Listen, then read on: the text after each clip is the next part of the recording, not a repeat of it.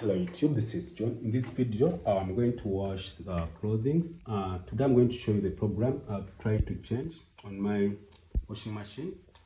So we have the flash on.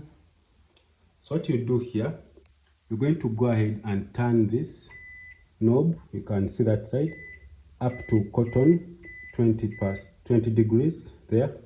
So when you reach there, we're going to create this short video and we're going to stop from here. After putting your detergents, you can go ahead and click. It's going to take 1 hour and 50 minutes and click start. So this is to lock, then to start the process. Yeah. And plus sometimes you can put some little. I got that trick from Nairobi from my aunt, so that everything doesn't do any harm. So you just wait for the process. So if this video is helpful, please subscribe to this channel. You can also follow my other videos on how